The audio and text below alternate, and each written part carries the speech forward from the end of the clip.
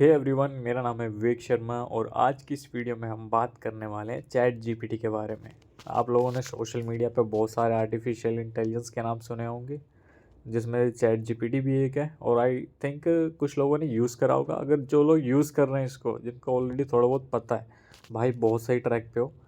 ठीक है, ये जो चीज़ें ये पता होनी चाहिए आज की डेट में, क्योंकि काफ़ी सारा आपका रिटेल रिलेटेड काम भी ये आसान करने वाला है। तो माफ़ी चाहूँगा मैं सबसे पहले कि मेरी ऑडियो क्वालिटी थोड़ी सी ख़राब हो सकती है, क्योंकि आज मेरे को फ़ीवर और कोल्ड है। बट ये वीडियो मेरे को रिकॉर्ड करनी थी क्योंकि काफ़ी टाइम से पेंडिंग थी। सो सबसे पहले हमें जाना है गूगल क्रोम पे और गूगल पे सर्च करना है चैट जीपीटी। अब चैट जीपीटी का ना कोई ऐप वगैरह नहीं है, उसकी सिर्फ वेबसाइट है। ऐप भी होगा I think, but app download करके फ़ोन की स्टोरेज भरना आई डोंट थिंक कि ये उतना सेंस बनाता है जब आप ऑनलाइन उसको एक्सेस कर सकते हो विद इन अ क्लिक। तो आपको सर्च करना है चैट जीपीटी। अब ये जो फर्स्ट लिंक आ रहा है इस पर क्लिक करना है। अब यहाँ पे जिसका फर्स्ट टाइम अकाउंट क्रिएट कर रहे हो तो साइन अप करना पड़ेगा। अब देखो, जो बंदे हैं रिटेल के अंदर हैं और उनको नहीं पता लॉगिन साइन अप कैसे करते हैं, स्पेशली गर्ल्स होती हैं जिनको ये आइडिया नहीं होता है। बट जिन गर्ल्स को ये पता है कि किसी भी वेबसाइट पे लॉगिन और साइन अप कैसे करते हैं, बहुत अच्छी बात है। जिनको नहीं पता है, ये जो ऑप्शन आ रहे हैं यहाँ पे गूगल साइन इन करने का, आप सिंपली अपने जीमेल आईडी से लॉगिन कर सकते हो डायरेक्टली इसके अंदर। सो मेरा तो अकाउंट ऑलरेडी है, तो मैं यहाँ पे लॉगिन पे क्लिक करता हूँ और कंटिन्यू विद गूगल कर लेता हूँ। और यहाँ पे मैंने अपना जीमेल अकाउंट सेलेक्ट कर लिया। कुछ ही तरीके से आप साइन अप भी कर सकते हो, बहुत ईजी है। एक बार फ़ोन पे ओटीपी जाता है जो कि आई थिंक आप कर ही लोगे, तो उसमें कोई चैलेंज आएगा नहीं। अब समझते हैं कि रिटेल वाले बंदों के लिए फ़ायदेमंद क्या है। आपको बनाना है रिज्यूम, पर आपको नहीं पता कि क्या चीज़ लिखनी है क्या चीज़ नहीं लिखनी है। आप सिंपली क्या करो, जैसे आप अपने दोस्त से पूछते हो व्हाट्सएप चैट पे, आपको इससे पूछना है, भाई मैं हिंदी भी व्हाट्सएप लैंग्वेज भी समझ लेता है, भाई मैं रिज्यूम बना रहा हूँ, कुछ टिप्स दे दो। कुछ टिप्स दे दो। तो ये हमने लिख दिया, भेज दिया इसको। अब ये बोल रहा है, देखो अब इसकी बोलने का तरीका देखो, बिल्कुल रिज्यूम बनाते वक्त याद रखें। अब ये क्या करता है, थोड़ी बहुत ज़्यादा शुद्ध हिंदी का प्रयोग कर लेता है, तो आपको थोड़ा बहुत अपना दिमाग भी लगा कर सीखना पड़ेगा, समझना पड़ेगा चीज़ों को। पर ओवरऑल बहुत अच्छी डील है चैट जीपीटी। तो सबसे पहला पॉइंट देखते हैं क्या कह रहा है ये। मैंने इसको बोला कि भाई मेरे को रिज्यूम बनाना है, कुछ टिप्स वगैरह दे दो। तो अब ये पहली टिप क्या दे रहा है, रिज्यूम कंसाइज और फोकस्ड होना चाहिए, 1 या 2 पेज तक का। ठीक है, अब ये यहाँ पे ये कह रहा है, पहली टिप बहुत अच्छी लगी मेरे को, कि आपका जो रिज्यूम है 1 या 2 पेज का होना चाहिए। ऐसे नहीं कि निबंध लिखे जा रहे हैं 3-3 4-4 पेज पे जा रहे हैं, वो चीज़ नहीं करनी है। 1 या 2 पेज का ही बनाना है। और वैसे भी ज़्यादातर बंदों के पास इतना एक्सपीरियंस होता ही नहीं कि 3 से ज़्यादा पन्ने भरने लग जाएँ। तो फिर भी अगर 3 से ज़्यादा पन्ने भर रहे हैं तो आपको वो कंसाइज करना है, शॉर्ट बनाना है, ताकि वो फोकस कर सके बंदा। अब उसमें आप निबंध लिख दोगे तो वो बंदा फोकस नहीं कर पाएगा इंटरव्यूअर, कि भाई ये कहना क्या चाह रहा है। तो उसको शॉर्ट और कंसाइज बनाना है। अब ये दूसरा टिप क्या कह रहा है, शुरुआत में प्रोफेशनल समरी लिखें, आपके क्षेत्र में क्या खास है। ठीक है, प्रोफेशनल समरी बहुत लोगों को कम पता होगा। जैसे करियर ऑब्जेक्टिव होता है ना, वैसे प्रोफेशनल समरी होता है, उसी सेक्शन में लिखा जा सकता है। या तो आप करियर ऑब्जेक्टिव लिख सकते हो या फिर प्रोफेशनल समरी लिख सकते हो अपनी। उसमें आप ये लिखोगे कि आप अपने एक्सपीरियंसेस के बारे में बताओगे, आप कैसे स्पेशल हो, वो सारी चीज़ें आप उसमें लिखोगे। अब थर्ड टिप पे आ जाते हैं, अपने योगदान और क्षमताओं को हाईलाइट करें। अब देखो, बंदा तो रिज्यूम आप कुछ भी लिख दोगे उसमें कि हाँ मैंने ये करा है वो करा है, इतने साल का एक्सपीरियंस है। बट आपकी जो अचीवमेंट्स हैं और आपकी जो एबिलिटीज़ हैं, जस्ट लाइक कि आपको कोई स्पेशल सॉफ्टवेयर चलाने आता है, जस्ट लाइक कि एग्जांपल के लिए ले लेते हैं, आपको सैप चलाने आता है, SAP। तो आप वहाँ पे मेंशन कर सकते हो कि I am a SAP professional. और सैप प्रोफेशनल वाला को वेयर हाउस में जॉब बड़ी आसानी से मिलती है, तो आप वहाँ पे वो हाईलाइट कर सकते हो। अगर आप कस्टमर सर्विस की फील्ड से हो तो आप हाईलाइट कर सकते हो कि मेरे को सेल्स फोर्स या माइक्रोसॉफ्ट डायनामिक्स ऐसे सॉफ्टवेयर चलाने ऑलरेडी आते हैं। तो वो क्या करता है कि इंटरव्यूअर को हाईलाइट जाता है, अच्छा ये सॉफ्टवेयर ऑलरेडी चला लेता है, तो इट मीन्स कि इसको ट्रेनिंग करने पे या कम टाइम लगेगा और ये अच्छे से काम को कर भी पाए, क्योंकि इसको ऑलरेडी उस चीज़ की नॉलेज है। अब आते हैं फोर्थ पॉइंट पे। अब पिछली जॉब्स के बारे में तो आप लिख देते हो कि हाँ 1 साल का यहाँ का एक्सपीरियंस है। बट उसके नीचे ना 1-2 पॉइंट्स ये भी लिखना चाहिए कि आपने यहाँ पे क्या क्या करा और आपने क्या सीखा। अब मेरा जो रिज्यूम होगा, मैं एक डेमो रिज्यूम जो होगा मेरा, वो मैं इस वीडियो के डिस्क्रिप्शन में डाल दूँगा, आप देख सकते हो। मैंने कुछ इन्हीं पॉइंट्स का यूज़ करके वो बनाया है, तो वो काफ़ी रेलेवेंट लगेगा आपको। ठीक है, अब आते हैं 5वें पॉइंट पे, भाषा सरल और साफ रखें, जार्गन का इस्तेमाल ना करें। सॉरी, जार्गन यार, वो हिंदी इंग्लिश मिक्स कर गया ना इसने। तो जार्गन का मतलब ऐसे नहीं कि चोर 9-2-11 हो गया, पुलिस को देख के 9-2-11 हो गया, तो वो मुहावरे यूज़ नहीं करने हैं यहाँ पे। यहाँ पे आपको सिंपल भाषा में बताना है कि आप क्या हो, आप क्या कर सकते हो, आपने क्या किया है। हर नौकरी के लिए, अब 6वां पॉइंट है, हर नौकरी के लिए रिज्यूम कस्टमाइज़ करें। अब बंदे क्या करते हैं, ये बहुत तगड़ी टिप दी है इसने। आप जा रहे हो रिलायंस में, हैमलेस में इंटरव्यू देने। अब आपने जो रिज्यूम बना रखा है अपना, वो सारा का सारा आपने बना रखा है एज अ बैंकर का। मान लो आप बैंक में थे पहले, बैंक से आप डायरेक्टली सॉरी बैंक से डायरेक्टली आप सेल्स में आ रहे हो, या फिर आप एज अ मैनेजर भी ज्वाइन हो रहे हो।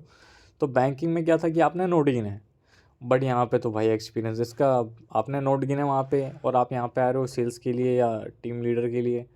तो भैया ये तो कॉन्फ्लिक्ट हो गया ना, उसको कोई मतलब ही नहीं है आपने नोट गिने। तो वो चीज़ें नहीं लिखनी है जो उस नौकरी के लिए या उस कंपनी के लिए रिलेवेंट नहीं है। अब आपने 2 साल तक भजिया तला किसी रेस्टोरेंट में, आप आगे भाई रिटेल के अंदर इंटरव्यू देने क्रोमा के अंदर मान लीजिए। अब आप उसमें 2 साल आपने भजिया तला ये मत लिखो कि आपने 2 साल भजिया तला, उससे उस कंपनी को कोई मतलब नहीं है।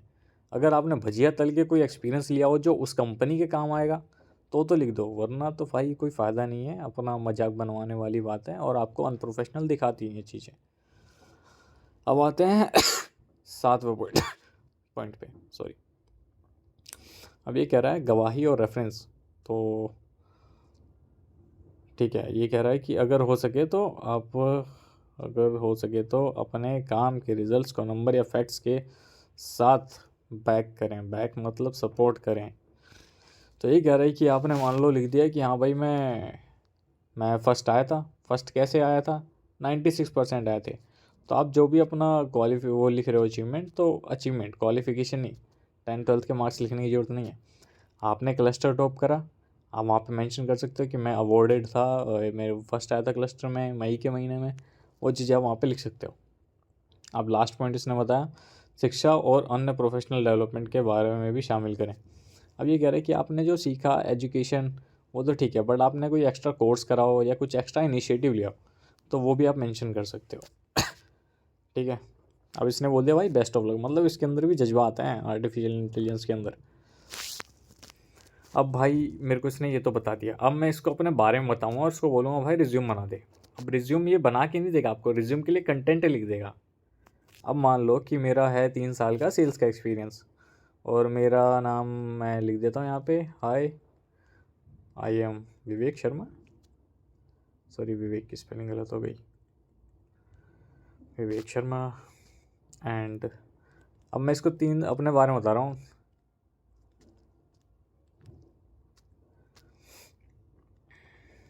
रिलायंस रिटेल मान लेते हैं, रिलायंस रिटेल में 3 साल का experience as a CSD manager.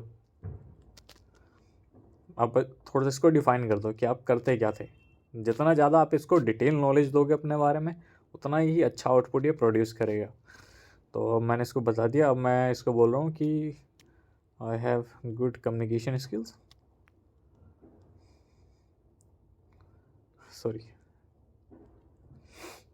यहाँ पे इम्यूनिटी क्यों टाइप हो रहा है, communication skills and computer knowledge. Computer knowledge अच्छी है मेरी, ठीक ठाक है, मतलब computer knowledge and I am able to handle any type of escalation including CEO level की भी एस्केलेशन होती हैं, तो वो भी मैं हैंडल कर लेता हूँ। अरे मतलब कर नहीं पाता वैसे तो, बट यहाँ पे लिख देता है। अब मैं इसको बोल रहा हूँ भाई I have done graduation from school of open learning.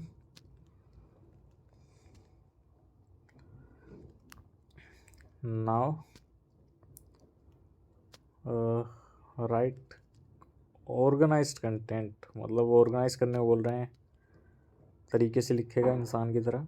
Organised content for my simple resume तो भैया अब मैंने इसको थोड़ा सा बता दिया यहाँ पे, मेरे को टाइप करने में थोड़ा टाइम लग गया, बट यहाँ पे मैंने इसको बता दिया भाई ऐसा ऐसा मैटर है, ये करना है। अब मैं इसको भेज दिया। अब देखो जादू, इसने प्रोफेशनल समरी रेडी कर दी, एजुकेशन रेडी कर दिया, स्किल्स रेडी कर दी। ठीक है, ये देखो विवेक शर्मा नाम आ गया ऊपर, अपने कॉन्टैक्ट डिटेल्स आप डालोगे रिज्यूम के अंदर।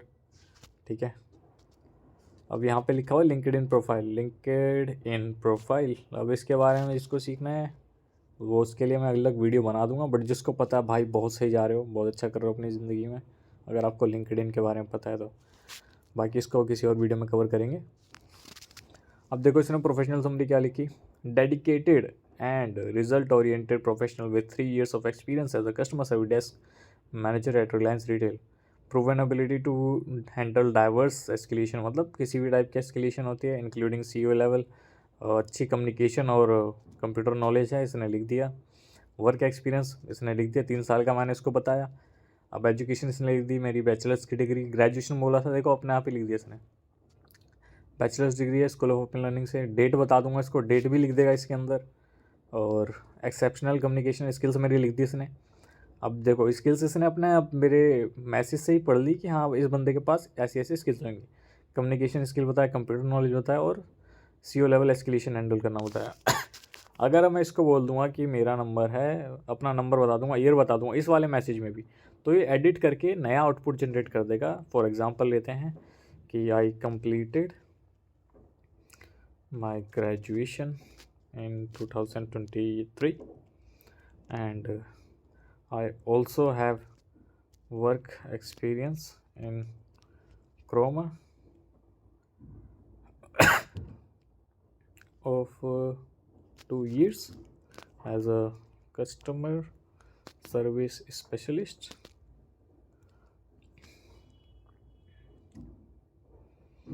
और क्या लिखने वाले थे हमने डेट बता दी इसको ग्रेजुएशन की, कस्टमर सर्विस का एक्सपीरियंस बता दिया। ठीक है, इतना ही बोल देते हैं। अब इसको बोल देते हैं भाई now add it into my resume format that you created. अब हमने इसको बोल दिया कि भैया आपने जो बनाया था ना रिज्यूम का फॉर्मेट, उस फॉर्मेट में इस इंफॉर्मेशन को ऐड कर दो। भेज दिया इसको। अब देखो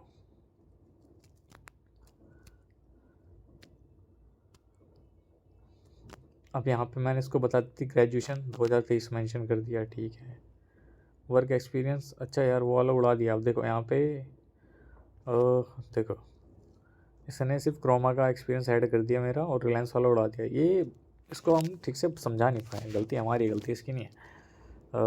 अब इसको बोलेंगे भाई why you removed Reliance experience, कुछ भी लिख दो यार, थोड़ी बहुत इंग्लिश की टाइपिंग में स्पीड चलेगा। Kindly add both in this resume. ये लो भाई इसको बोल दिया हमने। ठीक है कि भाई तूने रिलायंस वाला रिज्यूम वो क्यों हटा दिया, वर्क एक्सपीरियंस। अब देखो इसने क्या करा, इसने अपनी गलती सुधारी, यहाँ पे क्रोमा का एक्सपीरियंस भी ऐड हो गया और ये रिलायंस का भी एक्सपीरियंस ऐड कर दिया। तो ये बहुत तगड़ी चीज़ है भाई, अगर यूज़ करना चाहो तो और अच्छे इनपुट दोगे और अच्छा आउटपुट प्रोड्यूस होगा। ठीक है, अब मान लो मेरे को करना है भाई resign, right my resignation from Reliance retail, you already have my details, write letter to HR को बोल दो, HR एंड स्टोर मैनेजर बोल दो और एम्प्लॉय आईडी मेंशन कर दो, एम्प्लॉय आईडी 6071 कुछ ऐसी थी। ठीक है भाई, भेज दिया। अब देखो इसको मेरा नाम पता है। ठीक है, अच्छा नाम पता है, ठीक है। अब देखो इसने कितना बड़ा सा लिख दिया भाई रेजिग्नेशन। अब ये तुम लिखने बैठते तो भाई पागल हो जाते आते बंदे तो। मेंशन बिलो नेम्स, मतलब ये नाम ना इसमें ऐड कर दो, स्टोर मैनेजर इक्वल्स टू कुछ भी लिखते हैं नाम, प्रदीप रंधावा। हाँ भाई रंधावा ही लिख रहा हूँ। ठीक है, HR का नाम लिख देते हैं मीनाक्षी तिवारी, भूलने की बीमारी। अपना नाम लिख देते हैं my name is Vivek Sharma.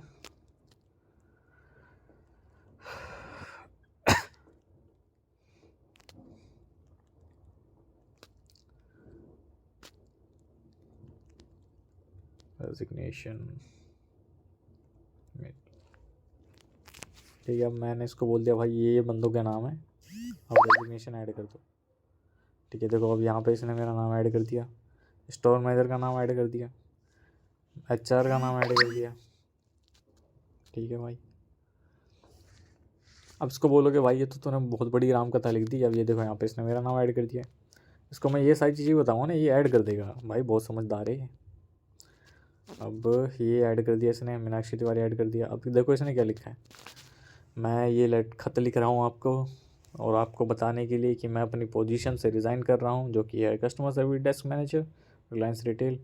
अब यहाँ पे लिखा हुआ है देखो ब्रैकेट में इफेक्टिव डेट, मतलब ये लास्ट डेट होगी मेरे काम करने की। अगर मैं बता देता तो वो भी लिख देता। अब ये बोल रहा है मैं मतलब मेरे भी आप पे लिख रहा है, मैंने अपनी जर्नी को काफ़ी इन्जॉय करा और मैं बहुत खुश हूँ। आपने इतनी सारी अपॉर्चुनिटीज़ और प्रोफेशनल डेवलपमेंट में कंपनी ने मेरी मदद करी है। तो ये सारी चीज़ें इसने बहुत अच्छी अच्छी बातें लिखी हैं। ठीक है, अगर आप गलत बातें लिखना चाहो तो वो भी बोलोगे तो लिख देगा कि भाई मेरे साथ ऐसे ऐसे हुआ था, इसकी वजह से मैं रिज़ाइन दे रहा हूँ, तो वो भी लिख देगा ये। अब नेक्स्ट आते हैं, इसको बोलते हैं भाई मेक इट शॉर्टर। अब मैं इसको बोलूँगा बस मेक इट शॉर्टर। अब देखो भाई, अब ये क्या करेगा, उस पूरे को लेकर छोटा सा शॉर्ट कर देगा, इतनी बड़ी राम कथा नहीं लिखेगा। देखा, यहाँ से शुरू है मेल और यहाँ ख़त्म हो गई। वहीं अगर आप इस वाली को देखोगे तो इसमें अगड़म बगड़म पता नहीं क्या क्या लिख दिया है। तो इस तरीके से ChatGPT काम करता है। अब मान लो भाई आपने रिज्यूम बनाना सीख गए, इससे वो क्या कहते हैं उसे, रेजिग्नेशन सीख गए, तो ज्वाइनिंग और एग्ज़िट का दोनों का काम हो गया। अब मान लो कि आपको करनी है कंप्लेंट मैनेजमेंट के ख़िलाफ़, या आपका TL परेशान कर रहा है या पोश हो रहा है आपके साथ, तो इसके लिए भी इसका उपयोग किया जा सकता है। आपको बस बताना है कि मेरे साथ क्या क्या हुआ, किसे बताना है, वो यहाँ पे लिख दो आप, वो लिख देगा। Write a mail to store manager telling him कि मेरा टीम लीडर मुकेश, जिसे हम बचा नहीं पाए, मुकेश मुझे सेल का बहुत प्रेशर देता है। अरे भाई, प्रेशर देता है और गाली देता है।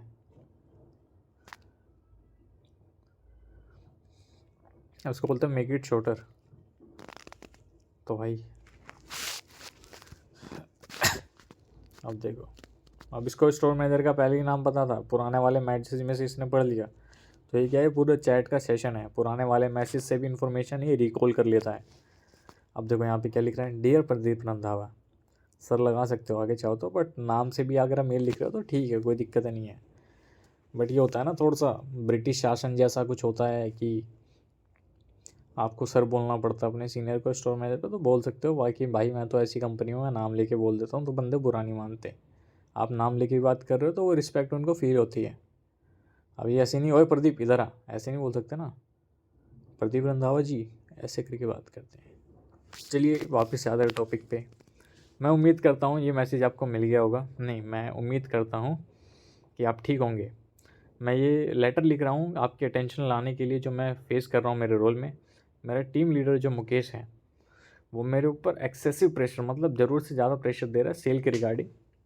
और कई बार क्या होता है कि भद्दी लैंग्वेज में मेरे से बात करता है। मेरा विश्वास करता हूँ कि आप इस मैटर को देखेंगे और एक हेल्थियर वर्क इन्वायरमेंट बनाने के लिए अपना सहयोग देंगे। थैंक यू फलाना ढिमकाना, बेस्ट रिगार्ड्स विवेक शर्मा। तो भैया इसने हमारा मेल लिख दिया है, अब तुम सोचने की ज़रूरत नहीं है तुम्हें। अब यहाँ पे देखो मैंने क्या लिखा, write a mail to store manager telling him कि मेरा टीम लीडर मुकेश मुझे परेशान करता है सेल को लेके। तो आप हिंदी में बोलो, इसको बोलो कि हिंदी में लिख दे तो ये हिंदी में लिखेगा, इंग्लिश में बोलोगे इंग्लिश में लिखेगा। ठीक है, तो ये बहुत ज़्यादा पावरफुल टूल है। अब आपको कैसे यूज़ करना है इसको, वो आपके ऊपर है कि आप इसके क्या क्या यूज़ एंड केस निकाल सकते हो। ठीक है, सीखने के लिए भी बहुत कुछ है यहाँ पे। अगर आप इससे पूछोगे कि tell me basic email etiquettes, तो ईमेल करते वक्त किन किन बातों का, किन किन क्या कहते हैं उसको, संस्कारों का ध्यान रखना चाहिए, वो ये बता देगा। ठीक है, इसने बता दिया। माइंडफुल टोन देखो, चौथा टॉपिक है, मतलब अपने लहजे को ध्यान में रखना होता है कि आप मेल लिख रहे हो तो सामने वाला बंदा ऑफेंड ना हो जाए। आप लिखिए ऑफेंड होने को रहे हो तो ठीक है, कोई बात नहीं, चाहते हो कि ऑफेंड हो जाए, बट आपको हमेशा रिस्पेक्टफुल रहना है, क्योंकि ईमेल जो होता है एज अ लीगल डॉक्यूमेंट काम कर जाता है कई बार। ठीक है, तो आपने एक बार लिख दिया तो ओमिट तो सकता नहीं है, व्हाट्सएप की चैट की तरह डिलीट तो हो सकता नहीं है। आपके यहाँ से डिलीट हो जाएगा बट उसके बंदे के यहाँ पे पड़ा रहेगा। तो ये था आज का हमारा टॉपिक चैट जीपीटी के बारे में। उम्मीद करता हूँ आपको इस टूल के बारे में जानकर बहुत अच्छा लगा होगा। आई डोंट नो कि पूरी वीडियो इस किस लोगों ने देखी होगी या नहीं होगी, किन किन लोगों ने देखी होगी या नहीं, क्योंकि आज के टाइम में बहुत ज़्यादा डिस्ट्रैक्शन है। 20-25 मिनट की वीडियो बन गई है, बीच में आपकी रिटेल की बंदी का या रिटेल के बंदे का मैसेज आ गया होगा, तो शायद आप इस वीडियो को छोड़ के जा चुके होगे।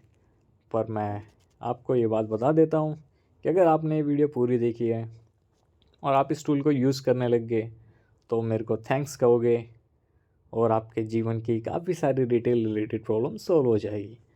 तो मैं हूँ विवेक शर्मा और मैं मिलूँगा आपसे ऐसे ही एक नए टूल के साथ या फिर कोई नए एपिसोड के साथ अगली वीडियो में। तब तक के लिए गुड बाय, थैंक्स।